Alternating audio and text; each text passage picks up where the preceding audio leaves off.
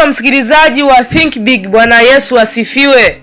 Namshukuru huyu Mungu wa mbinguni kwa kuendelea kutupigania, kwa kuendelea kuwa pamoja nasi. Sasa ni wakati mwingine tunapoenda kuangalia Ufunuo 8 mstari wa 10 hadi 11 katika tarumbeta ya 3. Asante rafiki yetu mwema, Mungu unayetupenda, Mungu unayetujali. Jina lako liweze kuhimidiwa. Tunashukuru kwa kutuendelea kutupatia uhai. Tunashukuru kwa kuendelea kutupigania katika maisha yetu. Jina lako liweze kuhimidiwa. Tunakuja mbele zako Baba, tukiomba msaada kutoka kwako. Tunamwomba Roho wako Mtakatifu akae ndani yetu, akanene nasi ili tuweze kuelewa nabii huu mzuri wa tarumbeta ya 3. Tunaamini Baba umetenda na umejibu kupitia jina la Yesu Kristo. Amen.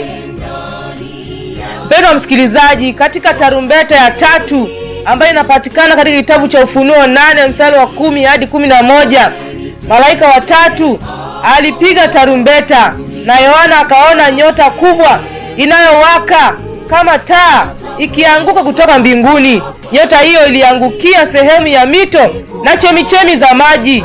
Jina la nyota hiyo lilikuwa pakanga, yani kwa Kiingereza wormwood. Maana yake ni kitu chenye uchungu mkubwa. Maji yakawa machungu na watu wengi wakafa kwa sababu ya maji hayo. Kwa mujibu wa SDA Bible Commentary na wanahistoria waliotumiwa kuelezea unabii huu, nyota hiyo haiwakilishi nyota halisi, bali inawakilisha mtu mwenye nguvu za kijeshi aitwaye Atila. Huyu ni mfalme wa Wahuni. Mpendwa msikilizaji, kwa nini sasa mfalme Atila anafananishwa na nyota inayowaka? Mpendwa msikilizaji, mfalme Atila alitokea ghafla kutoka mashariki kama kimondo kinachoruka angani. Aliongoza jeshi kubwa lililovamia dola ya Roma kwa kasi na nguvu kubwa. Vita vyake vilisababisha uharibifu mkubwa na mateso kwa watu wengi. Umaarufu wake ulienea haraka, lakini baada ya muda mfupi alitoweka kutoka historia kama nyota inayozimika. Mito na chemchemi za maji zinamaanisha nini mpendwa? Maeneo mengi aliyovamia Atila yalikuwa katika sehemu za Ulaya zilizojaa mito na vyanzo vya maji, hasa karibu na milima Alps. Huko ndiko kulikuwa na vita, kulikuwa na uharibifu na vifo vingi. Na anaposema pakanga anamaanisha nini? Pakanga ni mmea wenye ladha kali sana na uchungu. Katika unabii huu, hiyo pakanga inawakilisha uchungu, inawakilisha mateso na maafa yaliyoletwa na Atila. Popote jeshi lake lilipopita liliacha uharibifu mkubwa. Atila mwenyewe alijiita mjeredi wa Mungu, akimaanisha kuwa alikuwa chombo cha adhabu dhidi ya mataifa aliyoyashambulia. Mpendwa msikilizaji, wanahistoria walisema kuwa Atila alijivunia na kusema kwamba nyasi hazioti tena mahali ambapo farasi wangu amekanyaga. Kauli hiyo ilionyesha kiwango cha uharibifu aliouacha nyuma yake. Somo kuu la tarumbeta ya 3. Tarumbeta hii inaonyesha hatua nyingine katika kuanguka kwa dola ya Roma.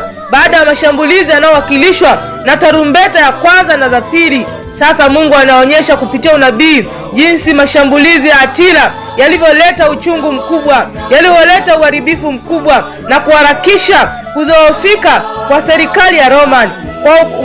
Kwa kifupi, nyota inayoitwa pakanga ni mfano wa Atila, na uchungu wa maji ni mfano wa mateso, vifo na maangamizi yaliyosababishwa na vita vyake dhidi ya dola ya Roman. Asante rafiki yetu mwema, Mungu mwenye nguvu, Mungu unayetujali. Tunashukuru kwa somo hili zuri. Tusaidie tuweze kuelewa vizuri somo hili, ili somo hili likaweze kutusaidia katika maisha yetu.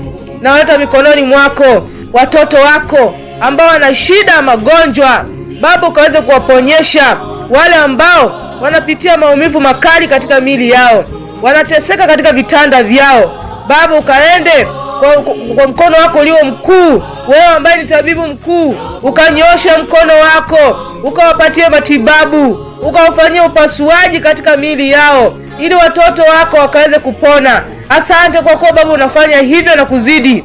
Asante rafiki yetu mwema, tunaweka mikononi mwako watoto wako ambao wanapitia ukatili mbalimbali, ukaweze kuwatetea, ukawahurumie. Wewe Mungu mwenye haki, ukawatetee na ukalete haki, ili watoto wako wasiendelee kunyanyaswa na kuteseka. Naweka mikononi mwako wale wote ambao wanapitia mateso ya moyo, wanapitia maumivu na mawazo mbalimbali, wanashindwa kupata msaada, watapata wapi? Wakumbushe kwamba wewe ni Mungu mwenye nguvu. Wewe ni Mungu ambaye wewe ni msaada mkubwa. Umesema kwamba tukuite nao utaitika, nao utaonyesha mambo makubwa ambayo hata sisi wenyewe tutashangaa. Tunasema asante Baba, kwa kuwa unaenda kuwasaidia sasa, unaenda kuwapatia amani ya moyo, unaenda kuwapatia furaha katika mioyo yao. Watoto wako siku ya leo wakaburudike mioyo yao, wakiamini kwamba wewe upo Mungu mwenye nguvu, Mungu unayetenda maajabu.